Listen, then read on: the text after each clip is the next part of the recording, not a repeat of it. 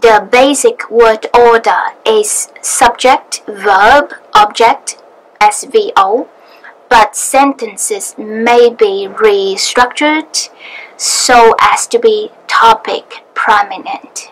Maybe you have been watching other videos on Vietnamese grammar, or in your textbooks it says the basic structure of Vietnamese is subject, verb, and an object. For example, mình ăn cơm, right? But then also in Vietnamese, it's very, very, very common for a sentence to have a structure of topic and comment. Okay, I'll explain more. Please look at these sentences. The first sentence say, yoga em thử rồi, nhưng mà em không thích. So, yoga, I've tried, but I didn't like it. And then the next sentence says, chuyện có con, em chưa nghĩ tới. Having kids, I never thought of. And the last sentence says, dạy học, em làm được. Kinh doanh, em làm chưa tốt. Teaching, I do okay. Business, not really.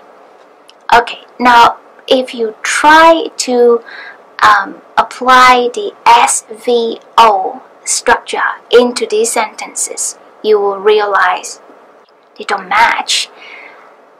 Yoga or chuyện có con or dạy học is not the subject, is not the doer of a verb, you know, and there is like no object.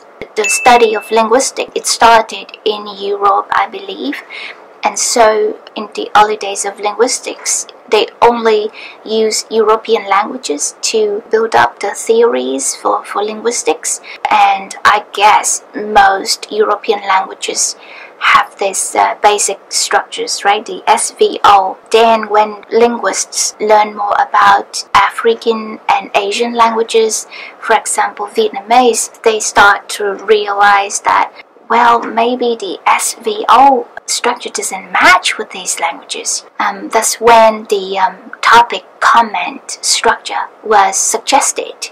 So you see here, yoga and chuyện có con, having kids, and teaching or business is the topic. And after that, we have a comment about the topic.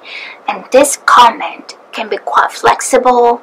Here, you see, they all comes in like complete clauses. So it has an SVO in it. So I've tried, but I didn't like, or I haven't thought of, I do okay, I do not so good. Vietnamese linguistics is the same.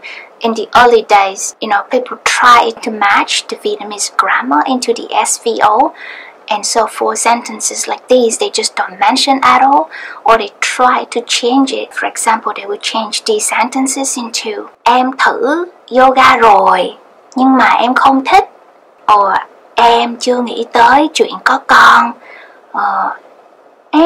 em dạy học được, em kinh doanh chưa tốt. Something like that.